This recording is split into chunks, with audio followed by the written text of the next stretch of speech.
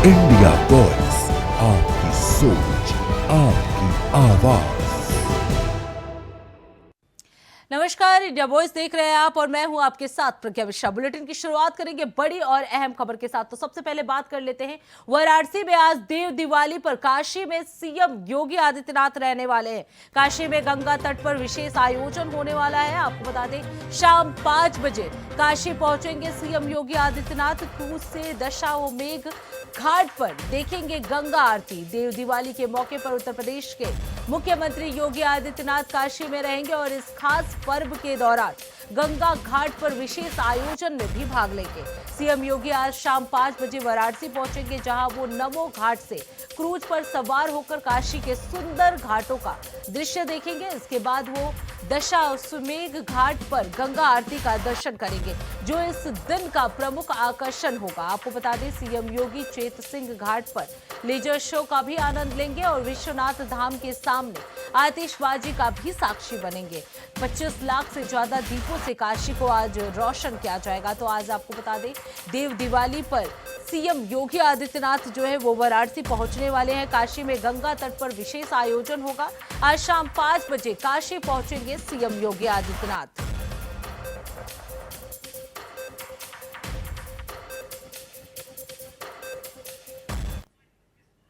अब रुक कर लेते हैं अगली खबर की। कार्तिक पूर्णिमा के पावन अवसर पर बुधवार यानी आज देवरिया जनपद के ऐतिहासिक बरहत सरयू तट पर आस्था का सैलाब उमड़ पड़ा है। आपको बता दें सुबह से ही ब्रह्म मुहूर्त से ही लाखों श्रद्धालु सरयू नदी में पवित्र स्नान करने पहुंचे हैं। मान्यता है कि कार्तिक पूर्णिमा पर सरयू में स्नान करने से समस्त पापों का नाश होता है और पुण्य की प्राप्ति होती है। आपको बता दें भोर से ही घाटों पर श्रद्धालु स्नान कर सूर्य को अर्घ्य अर्पित करते दिखे। धार्मिक ग्रंथों का पाठ, पूजा अर्चना और दीप दान से पूरा क्षेत्र भक्ति भाव में डूबा रहा। प्रशासन की ओर से घाटों पर बैरिकेडिंग की गई है। प्रकाश व्यवस्था, चिकित्सा शिविर के खोया पाया केंद्र की व्यवस्था की गई है। इसके साथ ही आपको बता दें जल पुलिस, एनडीआरएफ और पीएससी की टीमें भी लगातार निगरानी में जुटी हुई है। तो आज कार्तिक पूर्णिमा है और इस अवसर पर आस्था का सैलाब जो है वो देखने को मिला है। सरयू पर लाखों श्रद्धालु जो हैं वो उमड़े हुए हैं।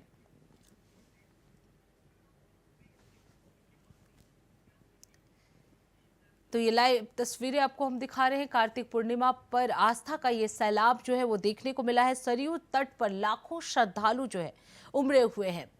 तो कार्तिक पूर्णिमा है आज और यहाँ आस्था का सैलाब जो है वो सरयू तट पर देखने को मिल रहा है। पूर्णिमा है, ये कितने वर्षों से मनाया जाता है ये हमको भी नहीं पता है। ये कई वर्षों से मनाया जाता है। ये जो बरहत सरयू तट पर है, यहाँ काफ़ी श्रद्धालु दूर दूर से जो है कि स्नान करने आते हैं और आस्था है। कार्तिक पूर्णिमा पर स्नान करने से किस फल की प्राप्ति होती है? कार्तिक पूर्णिमा से सर्व फल की प्राप्ति होती है। तो कोई ये नहीं है कि किसी एक फल की प्राप्ति होती है। कार्तिक पूर्णिमा जो है कि कार्तिक माह में जो है वो बहुत बड़ा महात्मा है। अब रुक कर लेते हैं अगली खबर की। भ्रष्टाचार एक ऐसा दीमक है जिसने सिस्टम को अंदर तक खोखला कर दिया है। प्रदेश की योगी सरकार लगातार इस पर सख्त कार्रवाई कर रही है। बावजूद इसके विभागों से लेकर कार्यदायी संस्थाओं तक भ्रष्टाचार की शिकायतें थम नहीं रही हैं। लेकिन अब सवाल उठ रहा है कि क्या हर शिकायत जनहित के लिए होती है या कुछ सिर्फ राजनीति से प्रेरित। सिद्धार्थनगर के बढ़नी नगर पंचायत में ऐसा ही एक मामला सामने आया है, जहां भ्रष्टाचार के आरोपों को लेकर दो पक्ष आमने सामने आए हैं। नगर पंचायत बढ़नी के पूर्व नगर अध्यक्ष निसार बागी ने नगर पंचायत प्रशासन पर गंभीर भ्रष्टाचार के आरोप लगाए हैं। उनका कहना है कि कई बड़ी परियोजनाओं के ठेके गोपनीय तरीके से अपने चहेतों को लाभ पहुंचाने के लिए दिए जा रहे हैं। अब देखना ये होगा कि ये भ्रष्टाचार का आरोप जो है वो जनहित है या राजनीति।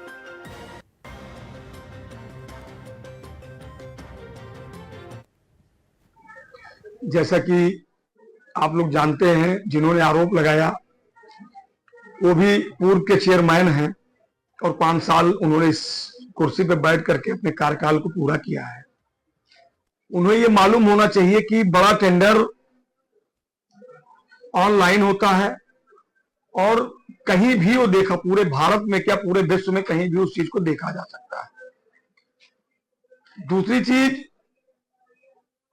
यह कार्य उनके ही समय का आया हुआ है, किन कारणों से वो नहीं करवा पाए ये वही बता पाएंगे। और मैं एकदम साफ तरीके से बताना चाहता हूं आप लोगों को कि हमारे यहां कोई भी कार्य बिना टेंडर के नहीं होता है। और रही चहेते की बात, तो उस चीज की जानकारी पोर्टल पे जाकर के वो पता कर सकते हैं कौन मेरा चाहता है, कौन मेरा अपना है, कौन मेरा पराया है। टेंडर में कोई भी ऑनलाइन डाल सकता है। टेंडर में कोई बिलो डालता है, उसको टेंडर मिलता है। आधा % डाला, 1% डाला, 2% डाला, उसको बिलो मिलता है। और मैं पूरे विश्वास के साथ कह सकता हूं, अब यह नगर पंचायत मनगढ़ंत कहानी से नहीं चलता है। यहां पे सुचारू रूप से ढंग से कार्य होता है और सारा चीज पटल पे रख करके ही किया जाता है। ऐसा आरोप लगा कि आपने गोपनीय तरीके से किया है, यानी गोपनीय तरीके से मतलब आपने प्रकाशन नहीं करवाया। सबसे बड़ा पेपर जो हमारे सिद्धार्थनगर में आता है, अमर उजाला, मैंने उस पेपर में दिया और मैं आपको उस चीज के बारे में भी बताऊंगा, दिखाऊंगा। मुझे इसमें कोई एतराज नहीं है। और उनको ये मालूम होना चाहिए कि ई टेंडर कभी गोपनीय तरीके से नहीं होता है।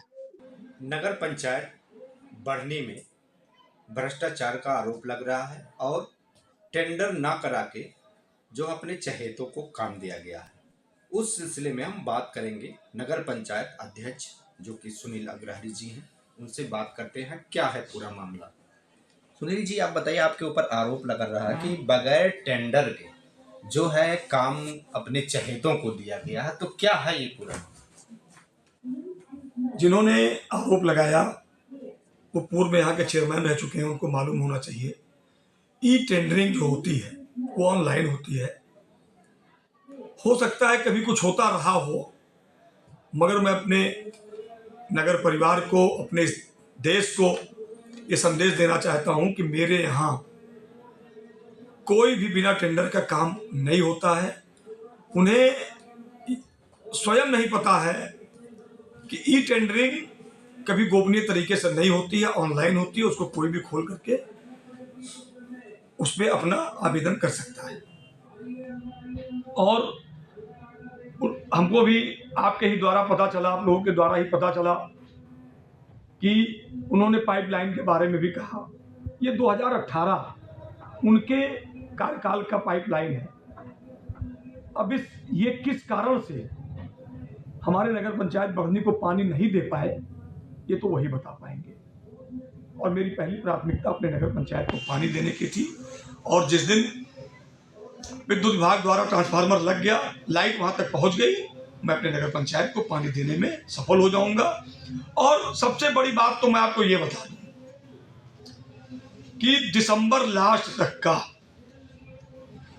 हमारे नगर पंचायत के कार्यों को लोग देखेंगे। यही चीज इनको हजम नहीं हो पा रही है कि ये अगर बढ़नी की सारी सड़कें बन गई, बढ़नी के पानी का पेयजल उनके पास पहुंच गया और व्यवस्थाएं सुदृढ़ हो गई, तो मैं किस मुद्दे पे इनका विरोध कर पाऊंगा। इसीलिए इनके पास कोई बात नहीं रहेगी और इनके बातों में कोई दम नहीं है। हम हर चीज की जांच करवाने के लिए तैयार हैं, मैं कभी पीछे नहीं हटता उस चीज में। भी आरोप लग रहा है कि जो है आपके सभासद आपके साथ नहीं, आपका विरोध कर रहे हैं, इसको लेके क्या? सभासद तो मेरा परिवार है, एक परिवार होता है, उस परिवार का मैं मुखिया हूँ। मुखिया को बहुत कुछ झेलना पड़ता है। कभी परिवार नाराज होता है, हो सकता है कोई मुझसे गलती हुई हो, मैं ना समझ पाया हूँ। चूंकि मैं आप लोगों को पहले बता दूं कि मेरे यहाँ जितने सभासद हैं, लगभग 8 या 9 सभासद हमसे बड़े हैं। हो सकता है कोई कमी रही हो, इस चीज को हम बहुत जल्दी आपस में बैठ करके सुधार लेंगे, उसमें कोई कमी नहीं होगी। एक आरोप ये भी लग रहा कि ट्यूबवेल का क्या है पूरा मामला, ट्यूबवेल लगाया गया या नहीं लगाया गया, उसका पेमेंट भी बता रहे हैं क्या कर दिया गया, इसको लेके क्या? पहली बात तो मेरे पीरियड में ट्यूबवेल लगा ही नहीं है, और अगर ट्यूबवेल की बात आती है तो हमें तो लगता है कि ट्यूबवेल तो उन्हीं के समय लगा हुआ है। गोपनीयता या कमी ये तो वही जान पाएंगे, बशर्ते मैं आपको विश्वास के साथ कह सकता हूं, आपके चैनल के माध्यम से मैं विश्वास के साथ कह सकता हूं कि हमने किसी भी ट्यूबवेल का पेमेंट नहीं किया है। जो भी कार्य हुआ है, हमारे यहाँ शासी अधिकारी, अभियंता, जल निगम के जेई जितना ही बिल बनाए हैं उसी का मैंने पेमेंट किया है, और उसमें कोई भी गलत पेमेंट नहीं हुआ है। ये थे हमारे साथ बातचीत कर रहे थे, जो कि आरोप लग रहा था इन पे बगैर टेंडर के काम करवा लिए, अपने चहेतों को काम दे दिए, और जो है ट्यूबवेल का मामला और इनके सभासदों का मामला था, जो कि शिकायत भी जिलाधिकारी से एक शिकायतकर्ता ने की थी।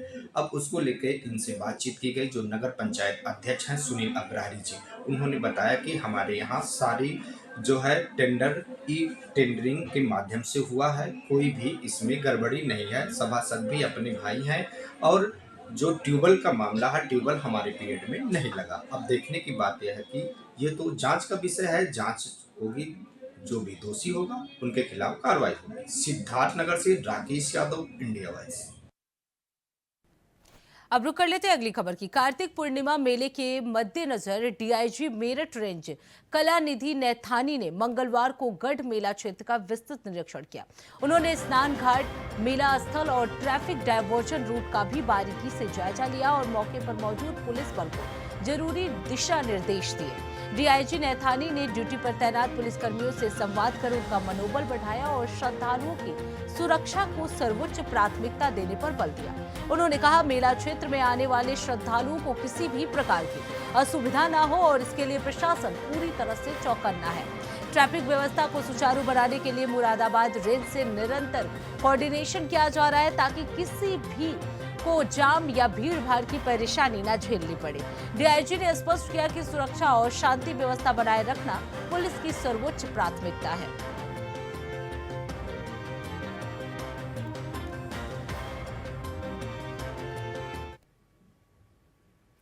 अब रुक करते हैं अगली खबर की। कार्तिक पूर्णिमा और देव दिवाली के अवसर पर अयोध्या धाम श्रद्धालुओं से गुलजार रहा।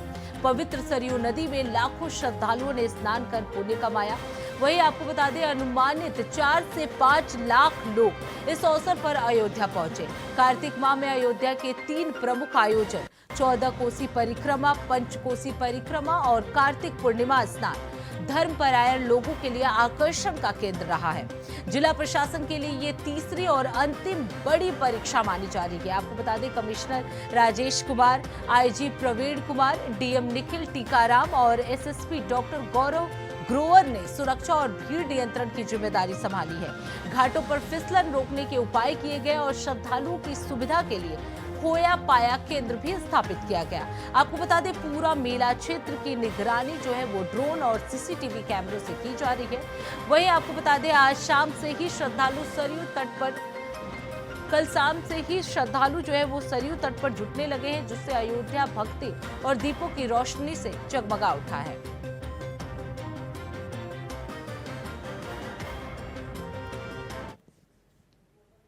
अब रुक कर लेते अगली खबर की। खबर मथुरा से है, जहां वृंदावन पुलिस ने शातिर अपराधी मुकेश उर्फ लाखन की अवैध संपत्ति को गैंगस्टर एक्ट के तहत कुर्क कर लिया है।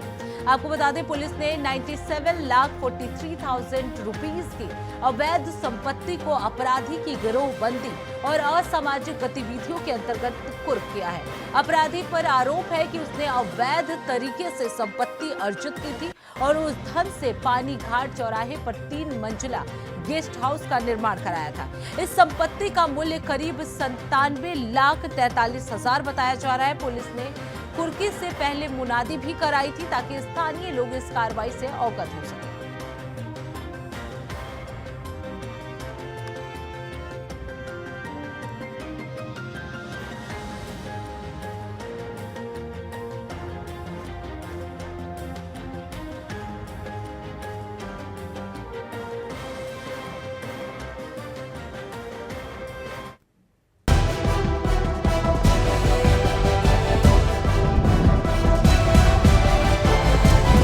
इंडिया वॉइस, आपकी सोच, आपकी आवाज।